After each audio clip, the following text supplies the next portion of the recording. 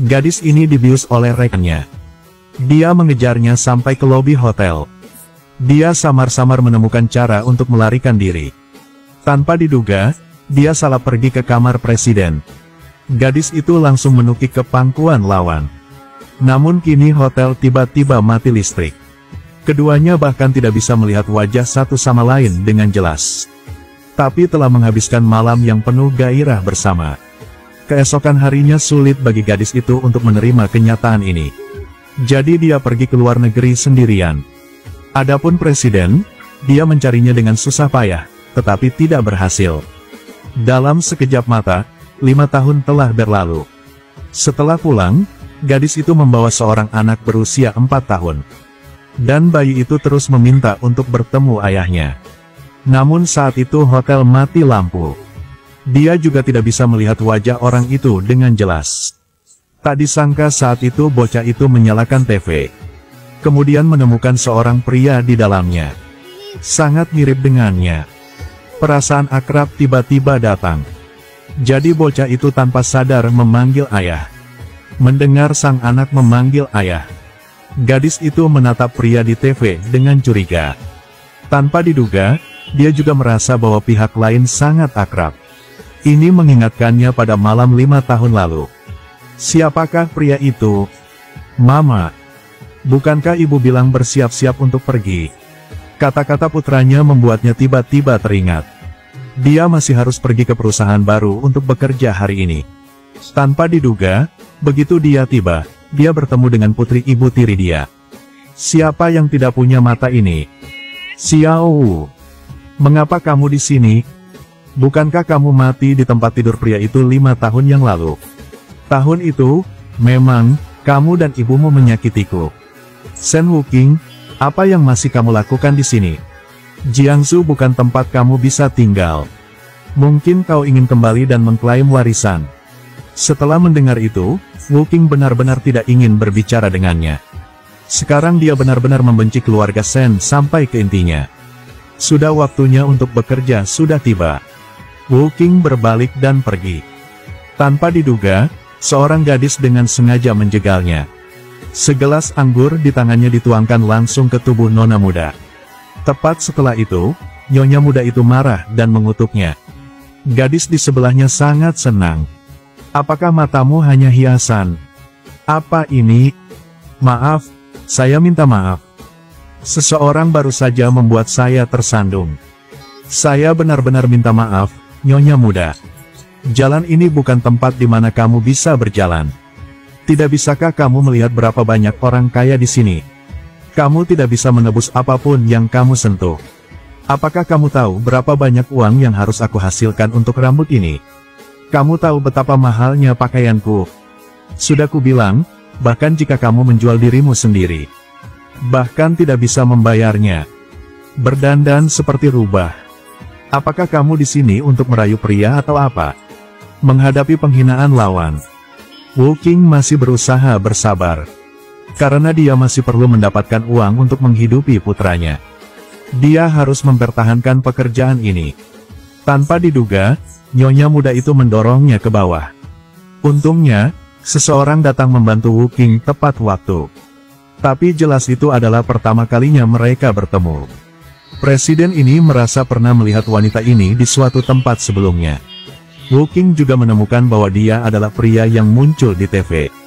Dia benar-benar terlihat seperti putranya. Tapi Wuqing tidak yakin apakah pihak lain itu adalah ayah dari anaknya. Jadi dia berbohong sewenang-wenang.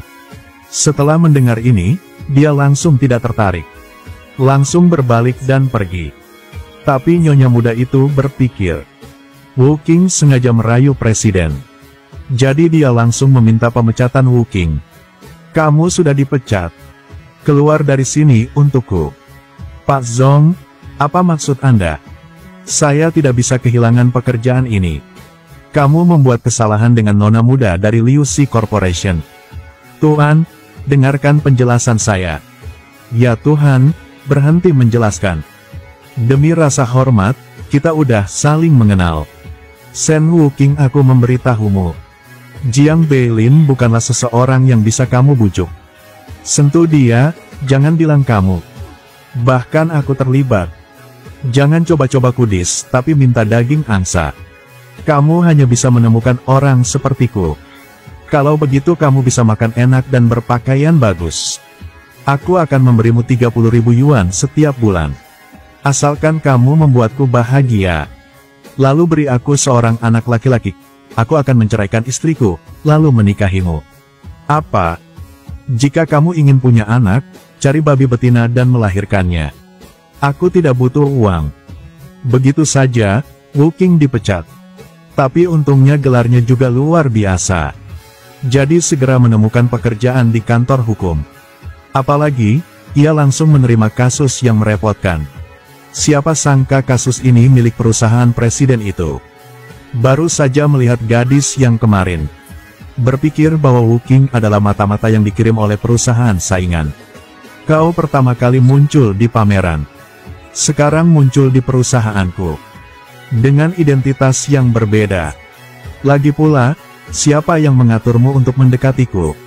Anda pasti salah paham, Tuan Jiang. Aku hanya kekurangan uang. Lakukan saja beberapa pekerjaan tambahan. Namun, Presiden mengira dia adalah orang yang punya banyak skema. Segera minta kantor hukum untuk mengubah orang. Karena itu, Wu Qing kehilangan pekerjaan keduanya. Dia tidak punya pilihan selain mewawancarai untuk menjadi pengasuh. Tapi tidak mengharapkan itu. Bahkan ketika dia melamar pekerjaan sebagai pengasuh anak, dia pun datang rumah presiden itu. Itu dia. Udah, sampai jumpa lagi. Apakah ini kebetulan atau memang disengaja? Sampai jumpa lagi. Jelaskan, kenapa kamu ada di sini? 2 hari, 3 pekerjaan. Kamu begitu kekurangan uang kan? Aku sengsara sekarang. Itu semua salah dia. Aku menyesal tidak bisa memukulmu hingga wajahmu memar. Kamu tanya kenapa aku di sini? Aku pengasuh yang baru direkrut. Aku benar-benar tidak bermaksud bertemu denganmu kemarin. Tapi wanitamu tidak akan memaafkanku.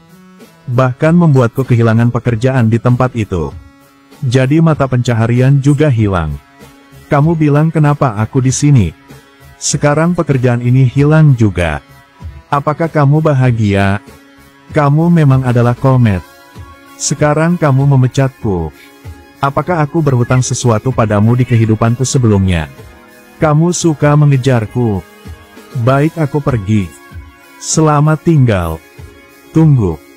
Apalagi yang kamu mau? Saatnya menunjukkan aktingku. Benar-benar luar biasa. Demi mencari nafkah, tidak mungkin untuk tidak bertindak. Bekerja di pameran. Aku akan mengatur seseorang untuk memeriksa. Aku sudah memberitahumu kemarin.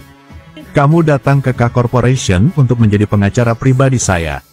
Jika kamu setuju, kamu dapat terus melakukan pekerjaan ini. Seperti yang diharapkan, dia berhasil. Shen Wu Qing, apakah kamu benar-benar dia atau bukan? Saya pasti akan menyelidiki untuk kejelasan. Ternyata Presiden juga mencurigai Wu Qing. Apakah itu gadis dari 5 tahun yang lalu? Seperti yang diharapkan ketika dia memeriksa dokumen tentang dia. Tiba-tiba mengetahui bahwa Wu Qing juga memiliki seorang anak berusia 4 tahun. Dia bahkan terlihat seperti dia. Ketua saya telah menyelidiki. Shen Wu Qing benar-benar dipecat oleh Nona Liu. Itu sebabnya dia kehilangan pekerjaannya. Selain itu, aku juga menyelidikinya. Tidak masalah. Dia yatim piatu. Kondisi keluarga sangat buruk. Tidak heran bekerja dengan sangat baik. Tidak seperti para pemula. Lebih seperti orang yang sudah lama belajar. Selain itu, saya juga mengamati dengan sangat cermat. Tangannya jauh lebih kasar daripada gadis normal. Aku yakin itu bukan kebohongan. Baiklah. Aku keluar ya. Nona Sun, apakah Anda mau makan buah? Aku sudah menunggu perusahaan sepanjang sore. Sekarang datang rumah dan tunggu selama 2 jam. Kapan Beilin akhirnya kembali? Urusan tuan muda, saya tidak berani bertanya. Kalau gitu, Nona muda bisa pulang dulu aja. Hei, apakah kamu baru di sini? Apakah kamu sudah menyirami bunga di taman? Tidak bisakah kamu melihat mereka sekarat? Rumah ini benar-benar tidak bagus tanpa pemilik perempuan. Ya, saya segera pergi. Apakah kamu sudah cukup bermain? Saya minta maaf. Mengapa kamu tidak datang ke grup K untuk bekerja? Aku hanya tidak bebas. Aku hanya tidak ingin hidup di bawah matamu. Sen Wuking, pekerjaan apa yang kamu lakukan? Tuan muda, saya tidak sengaja melakukannya. Dia tiba-tiba muncul dan membuatku takut. Maksudmu aku salah? Aku tak bermaksud seperti itu. Aku pasti akan lebih memperhatikan lain kali. Apakah kamu yakin memperhatikan gerakan di belakang? Beilin, kenapa kamu basah kuyup? Kok bisa hanya berganti pakaian seperti itu? Akan masuk angin. Sekarang sedang musim panas. Aku tidak begitu lemah. Mengapa kamu di sini? Mengapa pengurus rumah tangga tidak memberitahu koki kamu? Siapkan semangkuk sup jahe untuk Beilin. Tidak butuh. Masalah keluarga Jiang, sejak kapan giliranmu untuk diperintah oleh orang luar? Bukan, aku tidak berani. Bibi menyuruhku datang menjagamu. Tentu saja aku harus menjagamu dengan baik. Bu, orang yang ibu kirim ini, apa yang kamu lakukan lagi? Wan Wan akan tinggal di rumahmu selama beberapa hari. Semua anggota keluarganya telah pergi ke luar negeri. Dia sendirian di rumah, aku tidak yakin tentang dia. Dia di tempatmu. Bisa juga membantu ibu merawat kamu. Aku tidak membutuhkannya, suruh dia pergi. Sudah ku bilang, Bu, jangan lakukan hal omong kosong lagi. Aku sudah punya istri. Maksudmu gadis dari 5 tahun yang lalu. Kalau begitu kamu ayo pergi menemukannya. Biarkan aku bertemu dengan dia. Kamu bahkan tidak tahu seperti apa rupa orang itu. Ibu pikir kamu hanya mencari seseorang sewenang-wenang. Hanya untuk menipu ibumu, kan? Oke. Tuan Sen Wuking kembali. Saya masih memiliki pekerjaan yang harus dilakukan, katakan padanya untuk memberikanku telepon aku. Iya. Berhenti. Cepat memberikan telepon kepada tuan muda. Ini barang Anda. Cara kamu berbicara tidak memiliki aturan sama sekali. Saya di sini untuk bekerja, bukan untuk menjadi pelayan. Tidak patuh. Bukan tuan. Saya akan segera belajar. Sen Wuking, aku memperingatkanmu. Jangan mengandalkan dirimu yang cantik, lalu merayu Beilin. Bahkan tidak melihat ke belakang untuk melihat apa identitas kamu. Ya ampun, saya tidak berani. Pengurus rumah menyuruh saya untuk memberinya telepon. Saya juga tidak ingin pergi. Jangan berpura-pura lagi. Jangan berpikir aku tidak tahu apa yang kamu lakukan. Nanti, jauhi Beilin sebentar. Apakah kau ingin naik ke tempat tidurnya? Jangan bermimpi. Jangan salahkan aku karena tidak mengingatkanmu. Ada seorang wanita sebelumnya. Tidak tahu bagaimana hidup atau mati, dia ingin naik ke tempat tidurnya. Akhirnya dibuang keluar. Jika kau berani memiliki niat dengannya, maka jangan lakukan pekerjaan ini lagi. Andai saja Anda menyukainya seperti itu. Ayo ikat dia di pinggang Anda. Dengan gitu Anda bisa nyaman. Kau, ini peringatan. Jika ada waktu berikutnya, aku tidak akan bertindak lembut seperti itu. Dia juga tidak keluar dan mendengar dan melihat. Siapa yang berani menyinggung aku? Mengandalkan pengasuh kecil sepertimu tidak sepadan. Tonton hingga kini, ayo kita suka dan bagikan. Untuk menonton wanita ganas ini. Apa yang dia akan lakukan untuk mendapatkan Beilin? Dan apakah Beilin dan Wuking saling mengenali? Dan tinggal bersama atau tidak? Mari kita tunggu bersama ya. Baiklah, sampai jumpa lagi.